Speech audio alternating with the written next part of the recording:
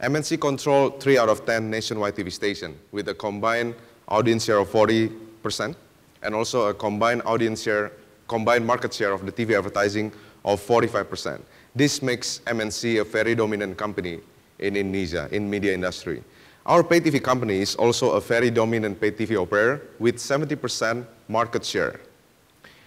What we have achieved so far is not an overnight work. MNC has invested in its operation and continuously improving its system and management.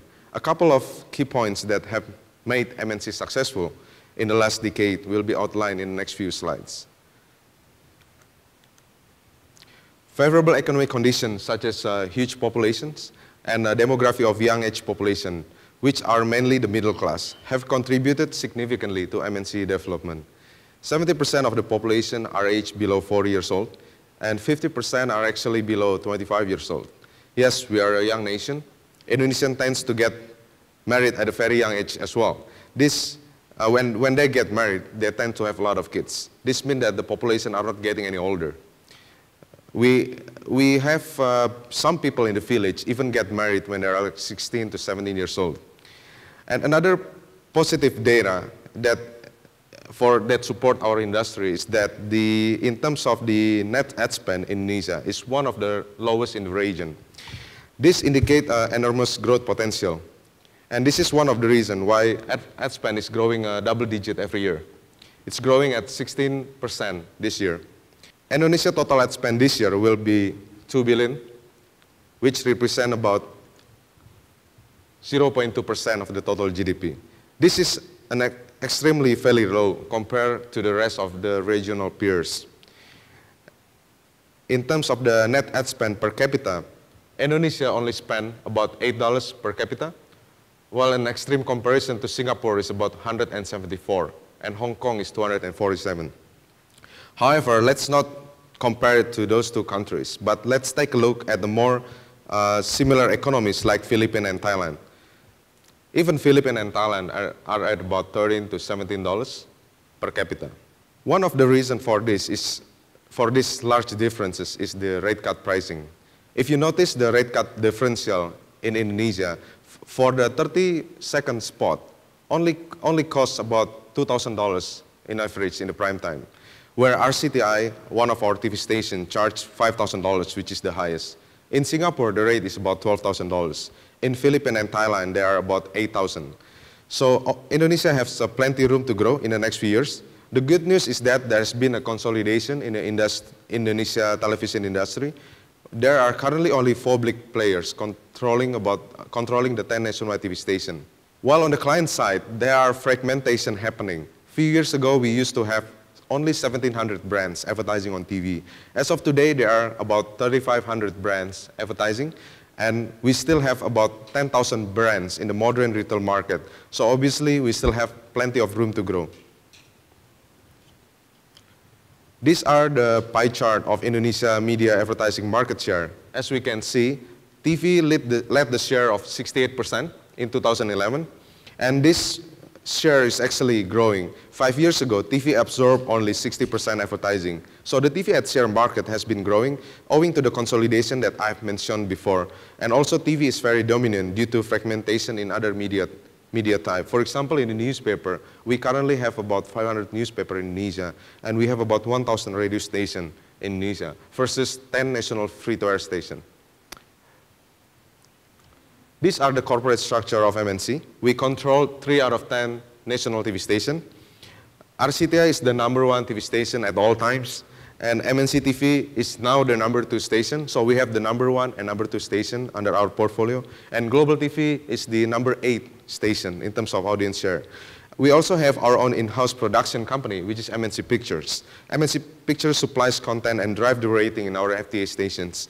And we also manage the largest talent agency in Indonesia, which is this Star Media Nusantara, effectively controlling the supply of TV talents that star in our TV program.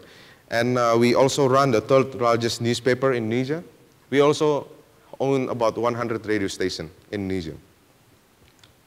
These are the strategy of MNC. First, we maintain our leading position, obviously, as a broadcaster. Not only that, but we are growing it. as I will show you in the next few slides.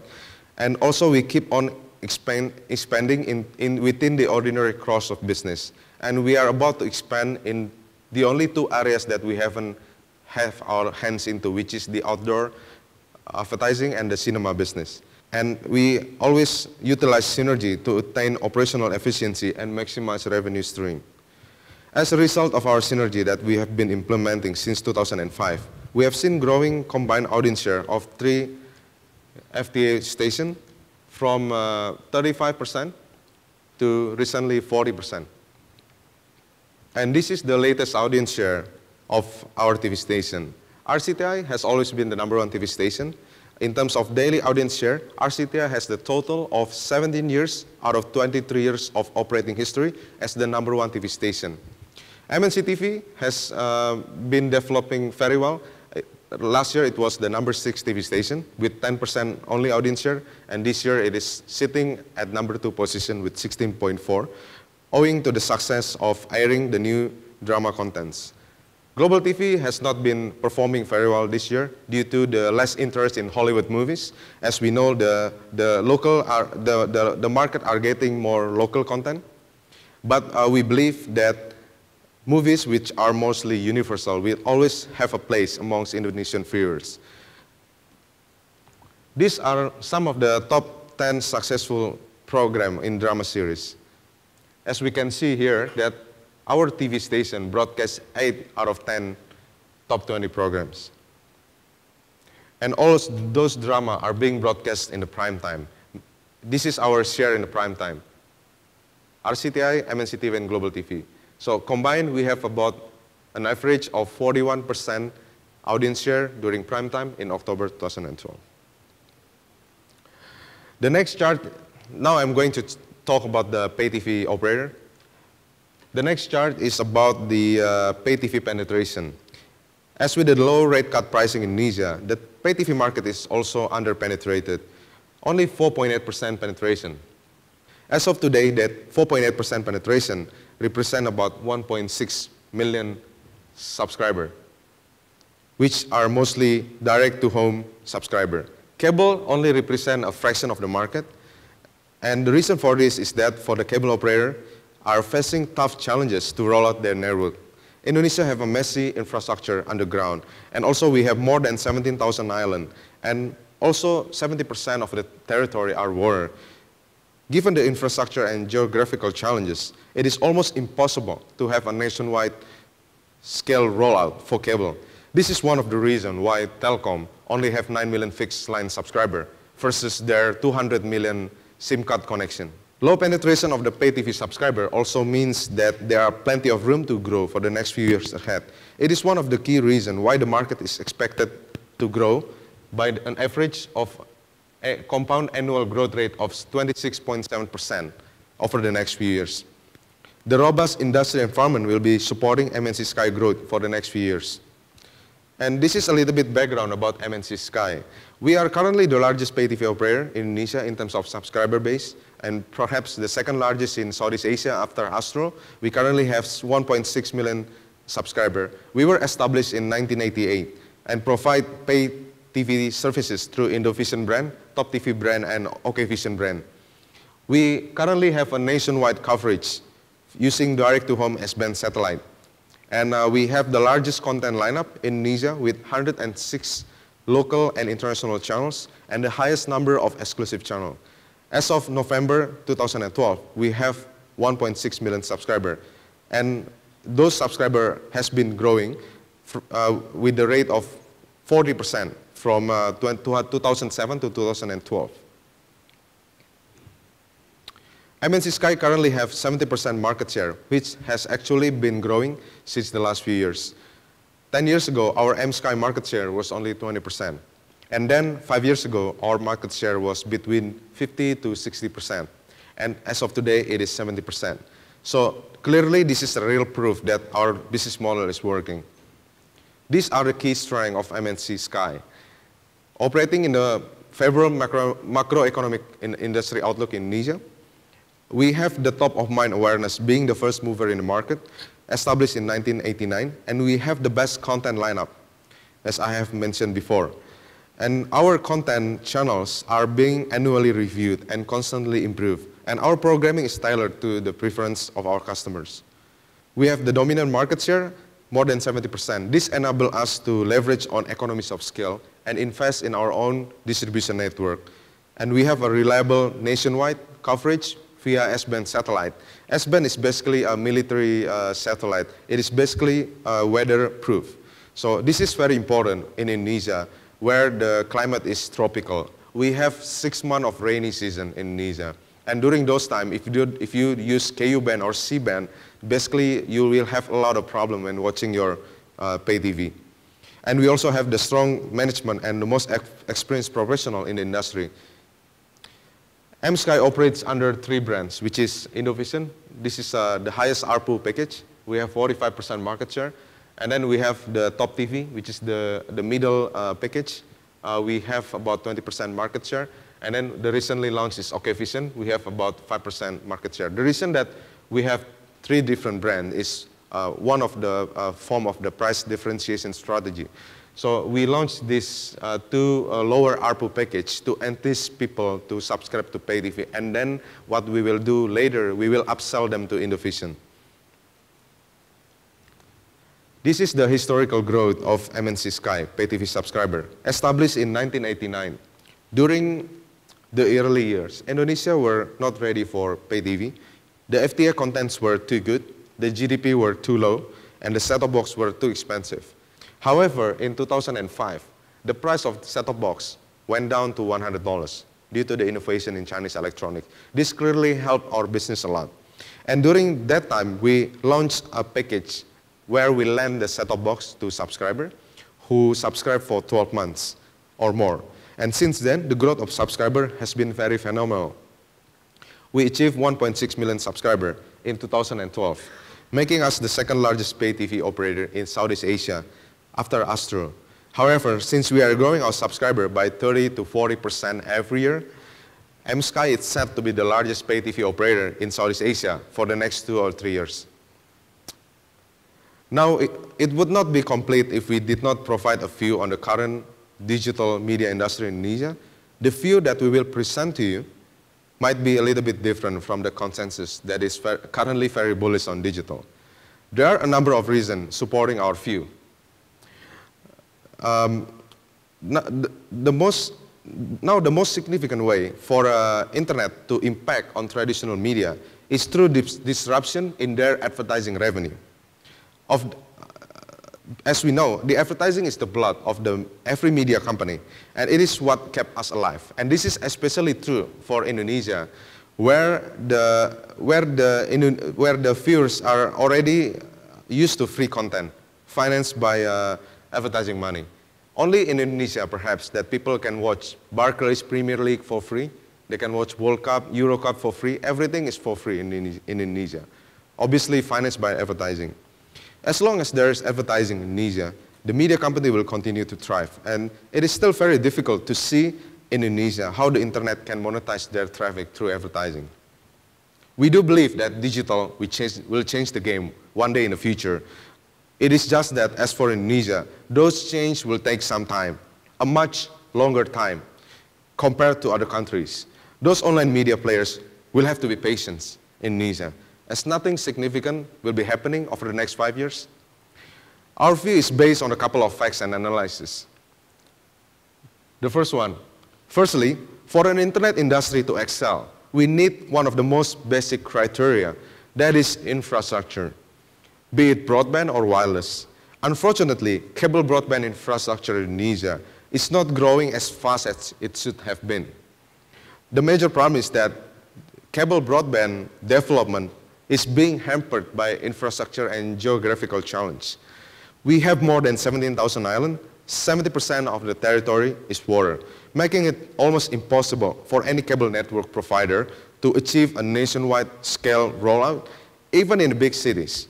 We have such a messy underground utilities. Not to mention the traffic jam created by it, making it worse to the already worst in the world existing traffic jam. And secondly, in Indonesia, majority of internet access is is driven by mobile, and it will be continually driven through mobile devices.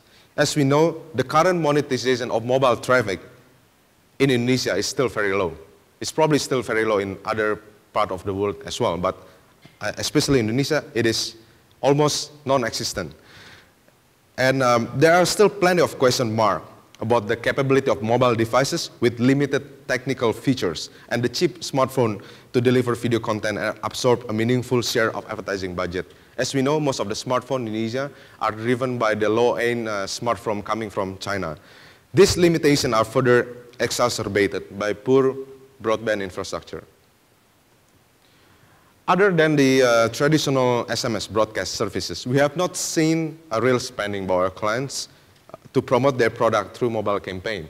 And our recent survey to our advertising client, most clients only spend budget in the digital for banner advertising, Google AdSense. And thirdly, the majority of internet users in Indonesia are male. And there has not been a sign that whether female will pick up or not. It is not clear whether female audience will eventually increase their share. As we know, female is the target market for Indonesian advertisers, accounting for 70% of the advertising budget. And as long as female internet users are limited, it will be very challenging to monetize internet traffic through advertising. And furthermore, to make it worse, about 43% of internet users are students. And as we know, students, they have less spending power, and therefore less advertising budget will be committed to this segment. And lastly, latest Nielsen survey is that the majority of usage in the internet is only for social games and playing games, playing online games. And which is very true. Indonesia contributes about 5% of Facebook subscribers, and we are currently the #3 country for Facebook and the #3 country for tweets in Southeast Asia. And as we know, the social media have their own segment of advertising potential, and it does not necessarily cannibalize the budget for TV advertising. In fact, in Indonesia and perhaps everywhere else, the traditional media are not impacted negatively by social media. And the use of social media will enhance TV rating, as we believe. This data show that internet users in Indonesia consume more media than the average people. And the recent study in the USA showed that 59% of the internet users are using television, watch television, and use internet simultaneously. And one last thing that I want to highlight in Indonesia is that the majority of the dominant player in Indonesia are American, US-based website and internet companies. And the reason for this is that you can see the top 15 most popular websites in Indonesia, like 10 of them are US-based company, and only 5 are local. And this local website is only a news and information website. They are the earliest, most primitive form of internet company. There are a couple of reasons why foreign internet companies dominate Indonesia internet media space. First, the locally established internet companies are mostly undercapitalized, and the local internet products are under-promoted, and also because of the lack of capitalization and lack of innovation by the local players tends to lead to the preference to use foreign products. And Indonesian business decision makers are mostly at the age of 45 to 60-year-old, where the majority of them are not internet savvy. And the lack of determination and commitment by the local company. We have a few examples where a successful local online startup are being sold to multinational online players for a short-term monetary gain. And of course, the lack of government support. And in summary, this is the summary of my presentation, is that challenge in Indonesia internet industry will slow internet media development, and traditional media such as TV will not be impacted in a significant way for at least the next 5 to 7 years. And newspaper and other print media will significantly be impacted before any other media, which already been disrupted since 2009. And internet desktop advertising will continue to grow, complementing TV advertising rather than cannibalizing it. And advertising is not the right way to monetize mobile traffic. This is what we believe. MNC believe it is more to e-commerce and online games. Thank you. Those are the end of my presentation.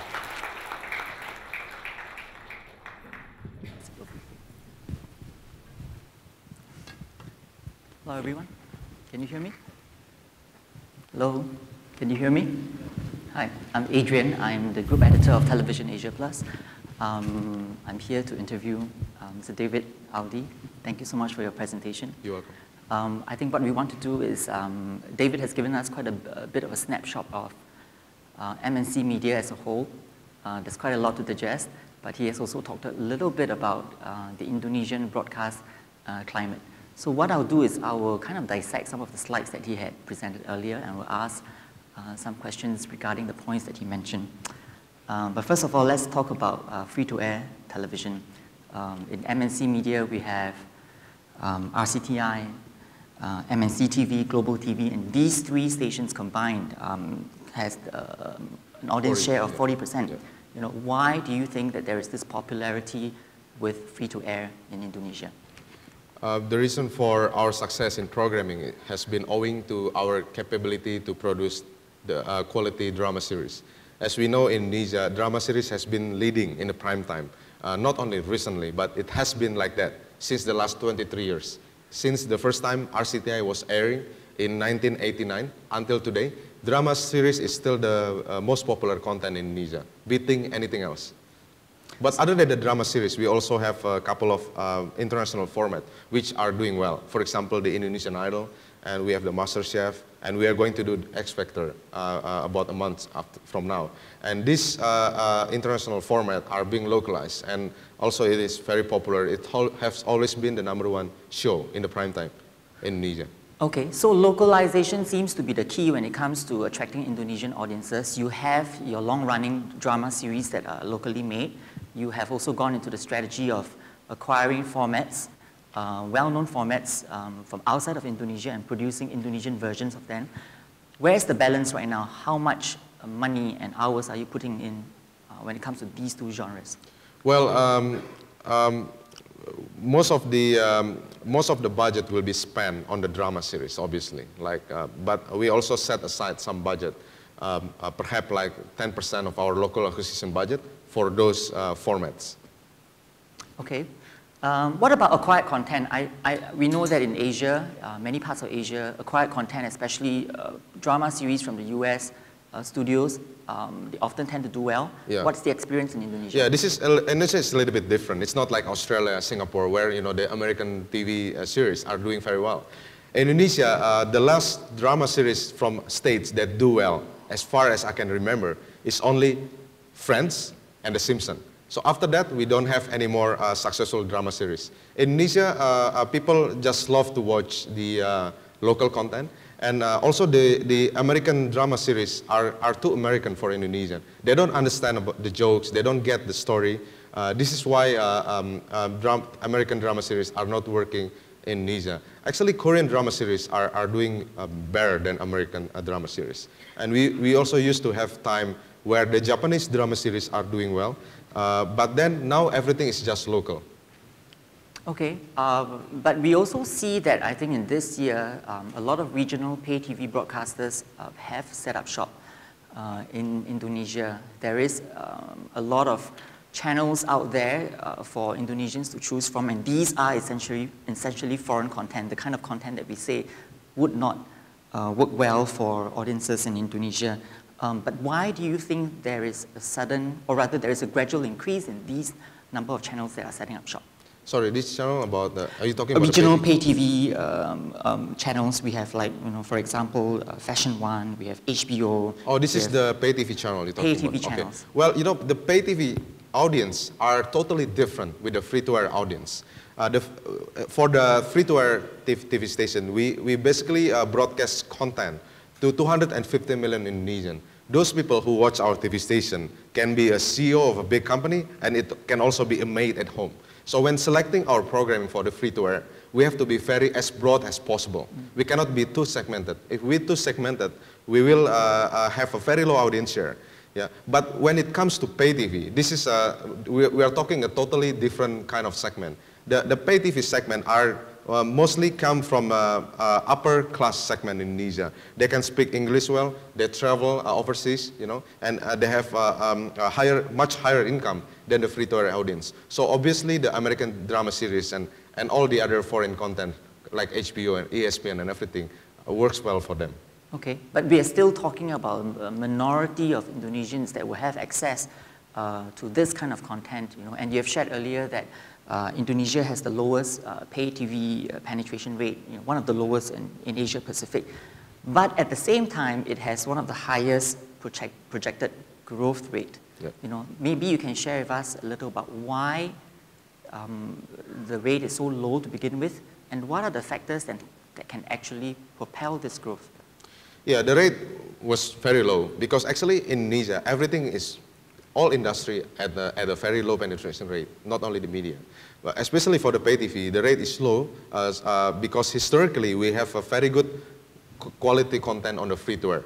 So people said, oh, well, I can watch all of this for free anyway. I can watch World Cup for free. I can watch Barclays Premier League for free. Everything is for free. So why should I subscribe to pay TV? So because of that, people used to be reluctant to subscribe to pay TV. But we are talking about a few years ago when the ARPU was still high. That time our ARPU was about $27. And that time the GDP was about below 2,000. But today, GDP is like 3,500. It's like almost double than compared to like 3 years ago. And also, we have reduced our ARPU to only $14. So it makes it more affordable to a majority of people. And until today, the TV is the most cheapest form of entertainment, including pay TV. You know, when in Indonesia, when they have a big family, when they start a family, they would want to have a pay TV because the kids can watch a lot of kids content, the wife can watch Star World, and the husband, they can watch ESPN. So this is still the cheapest form of entertainment in Indonesia. Rather than taking the family out for dinner, it will cost obviously more than like $14,000. It's better to be sit at home, have a popcorn, and watch the pay TV. Yeah, this is what makes pay TV is popular in Indonesia.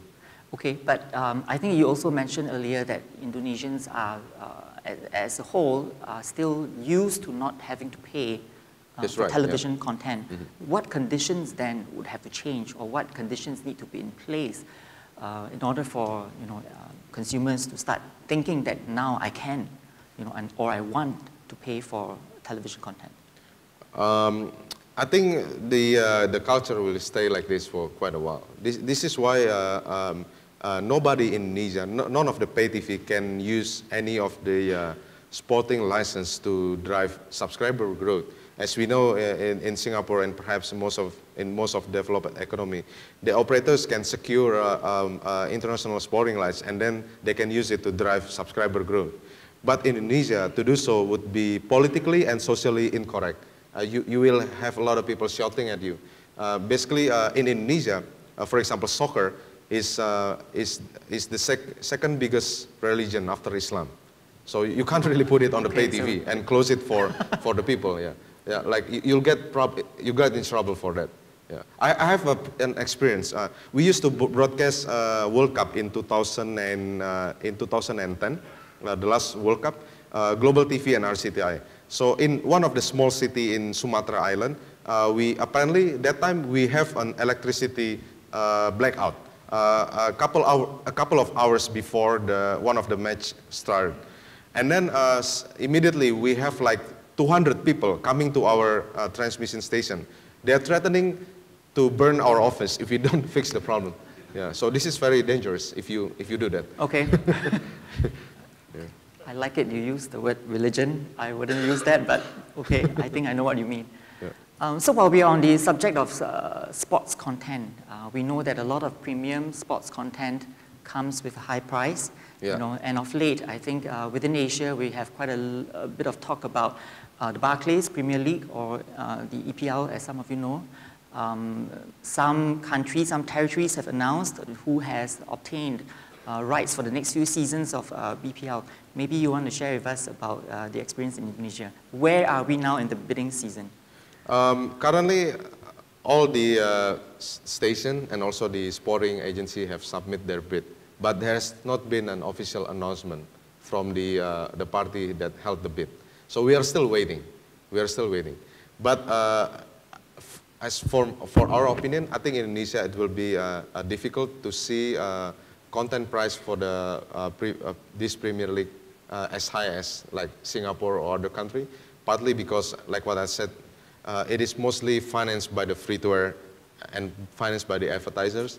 And when we talk about advertising, obviously there are limits of how much we can pay, which will be different if it's being bought by the pay TV operator. Actually, the pay TV operator are the one that drives up the price in other country, but not the case in Indonesia. Okay, so we have a different model. In some of the Asian nations, it is the pay TV operator that secures rights. They are charging consumers a subscription fee for your BPL show, you know, your matches, for live sports premium content. In the experience of Indonesia, we're saying no, we don't charge our. Yeah, I'm just saying it would not be as high as other country. Okay. That's just our prediction. Okay, so is there going to be a fee then, or? No. It has to be free. Okay, it has to be free, right, as you mentioned. Yeah. So how then would you monetize that? How then would you advertising? Okay, and any plans in terms of how an advertising campaign can be launched in order to, you know, for that kind of scale? We know that the license fee paid for BPL have been increasing year on year. How then should you change or modify your ad campaigns in order to ensure guaranteed returns? Well, obviously the salespeople have to work harder. It's kind of whip. But it's the same thing. It's just basically you have to get more advertising. Okay. Because I mean the amount of time is limited. You don't have increased inventory just because you buy a BPL. You have the same amount of time, but you probably will have higher rating. So then you have to sell this to the advertisers. Okay. Speaking about advertising, I think you also gave us a snapshot about how, you know, being part of MNC media, the television stations, the free-to-air stations have the ability to tap or leverage on other platforms that exist within MNC. Maybe you can share with us in terms of an ad campaign, an ad sales deal, how you were able to tap into all these various arms of MNC to ensure good returns. Yeah, because we are the most integrated media company in Indonesia. Most of our competitors, they are only a single or like dual TV station or only a newspaper. But for us, we have most of the platform in media, so we can provide a one-stop solution for ad clients. And actually, we have been doing this since the last 2 years. And the recent example that we have, we helped Telkomsel in doing their anniversary. That's at the beginning of this year. And basically, they spend a few $1 million budget only in our media. So they don't spend outside the MNC media. So, we makes it very easy for them because they don't have to go around and talk to various parties. They just have to talk to us, and we basically provide them with all kind of ad medium, from television, newspaper, online, and radio, and everything. And everything is like one-stop solution. And they were very happy about it, and they said that they have experienced an increase in activation during the campaign period. So those are one of our success case study. Okay. Yeah. Okay. While we're on the subject of multiple platforms, maybe we can talk a little bit about mobile. As you have shared earlier, that the mobile penetration rate in Indonesia is actually very high. However, trying to monetize that kind of mobile traffic remains a challenge. Why? I think it's not only in Indonesia, I think everywhere else in the world, advertising in mobile remains a challenge. But especially this is like more true in Indonesia. Because in mobile, we have a lot of limitations. Not everybody on iPhone, for example, in Indonesia. Well, most of everybody in Indonesia are on BlackBerry. And, but forget about the BlackBerry or iPhone. Basically, the screen is just too small. There's too many limitations in terms of technical. Broadband infrastructure are not very good. So this is almost impossible to do advertising on mobile. The only mobile solution advertising that has been doing very well in Indonesia, and actually advertisers spend quite a big budget on it, is SMS. Yes, that's right, the traditional SMS broadcast services. So basically they just broadcast to promote their product. But other than that, I mean, we check with our clients how much budget they spend on mobile. And basically we came back with a zero result. Nobody really seems to advertise on mobile in a meaningful, in a significant way. And I know that this probably this view is probably a bit disturbing. I'm sorry about that, but that's the truth in Indonesia. Yeah. Okay, so based on your experience, having to stream something on a mobile platform, whether it is advertising content or television content, you know, for a variety of reasons, it's something that it's not currently done. Yeah. What about e-commerce? What about some kind of transactions that can take place, you know, with mobile devices? Is that something that MNC is exploring? So we believe, coming from a company where we relies heavily on advertising, we believe that the key to monetize mobile traffic as of today and for the next 5 years, I don't know about after 5 years, I don't know, because there's a lot of things that can happen, but we believe that the key to monetize mobile traffic is e-commerce and online games. So, and we actually already have plans in that as well. So we just recently announced a joint venture with Tencent. So basically Tencent is, I think everybody knows Tencent. They're basically very big in China, and we will do we will do a lot of business initiative in the mobile industry together with Tencent. Tell me a little bit about MNC Sky and the pay TV venture that the company has gone into. Does that complement the free-to-air channels or compete? It doesn't compete for now because, as I said, it's a totally different segment. But we do have some advertising revenue in the pay TV. Currently, the advertising revenue is already 5% of the total pay TV revenue, which is actually basically a free money. However, it will take some more times to have a situation where we have a competition in securing the ad budget. The different currently is like this. We've got clients in the free-to-air, clients for the mass market. Like, for example, the instant noodle, staple food, you know, beverage. But on the pay TV, we've got a whole different clients, like the luxury car, watches, you know, glasses. And even with car, for example, we've got Toyota is our best customer in the free-to-air, but Mercedes-Benz is the pay TV side, so it's different. Okay, so yeah, you could even segment your advertisers for both. Yeah. All right. Yeah. I'm told I should take some questions at this point. Maybe you want to open up the time to the house for any questions that anybody would have. Yes, I have a hand there. Gentleman over there. You have given an introduction to the various platforms that MNC has already, is a market leader as an integrated media company. What about motion pictures, movies? Is there plans to create more content in that direction, or even acquire content for the Indonesian market? And also working with the cinema partners there, what's the strategy for motion pictures? We're actually in the business of creating a widescreen movie as well. But in Indonesia, the problem is that the market is still very small. Indonesia produces about 100 to 120 titles of motion picture every year. And the reason why the market is very small. First, because of the market is small, the movie producers are faced with tough challenges. They cannot produce movie with an expensive budget, because they can never make it back. The only way to make the money in this is that if you are able to produce a movie that not only appeal to Indonesian customer, but also globally. Like, for example, we just recently have a movie in Indonesia which called The Raid.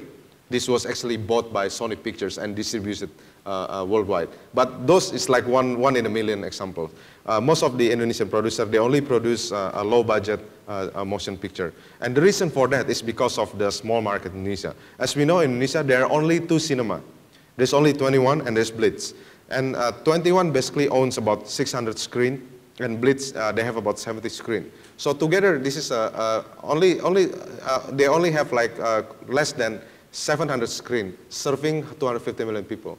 So because of the cinema industry is not that big, so there is no support to create a good quality motion picture. This is a different case in China. Like in China, they can make a big budget movie because they are serving more than 1 billion people, and also there are a lot of cinema in China. Yeah, thank you. Okay, we have a question that's flashed on the screen right now. What is MNC Group's growth outlook towards sponsorship-based advertising revenue versus loose spot advertising revenue. Did you get that? Yeah. Well, basically, we don't differentiate between, when we project our growth, we don't actually differentiate between sponsorship and loose spot. We just estimate, for next year, we estimate 20% growth across whole category, including the sponsorship base and also including the loose spot for the next year. So the market next year, Nielsen estimate that next year will be like 15 to 16%, and our internal target is at least 20%. Because every year we have to grow more than market. If we grow just same with the market, that means we are not doing our job. So we have to grow more than the market. Thank you very much, Yep. Mr. David. Audy, thanks for being here. Thank you.